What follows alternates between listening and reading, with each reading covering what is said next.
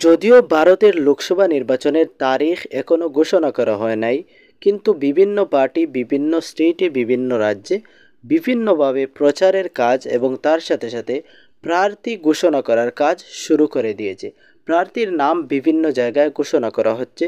যখন বিজেপি প্রার্থী লিস্ট প্রথমে ঘোষণা করে, সেই সাথে সাথে ত্রিপুরার যে 2টি সিট রয়েছে, আসন রয়েছে, তার মধ্য হইতে পশ্চিম ত্রিপুরা আসনের জন্য যে নাম ঘোষণা করা হয়, সেই নাম পরিচিত মুখ ত্রিপুরার আগের মুখ্যমন্ত্রী, ত্রিপুরার তার আগের বিজেপির সভাপতি যিনি ছিলেন বিপ্লব কুমার দেব, ওনার নাম পশ্চিম ত্রিপুরা থেকে বিজেপির প্রার্থী হিসাবে নাম ঘোষণা করা হয়। তারপরে যখন কংগ্রেস এখন ওই সিটে পশ্চিম ত্রিপুরা সিট থেকে কংগ্রেসের প্রার্থী যখন ঘোষণা করা হয়, তখন কংগ্রেস আরও একটি পরিচিত মুখ সামনে নিয়ে আসে।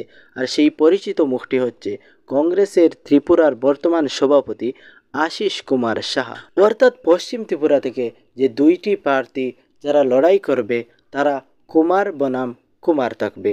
আর সেই লড়াইয়ে একদিকে থাকছে বিজেপির প্রার্থী আর আরেক দিকে থাকছে কংগ্রেসের প্রার্থী। রেজাল্ট যে সময় ফলাফল আসবে, তখন আমরা সবাই অবশ্যই জানতে পারবো।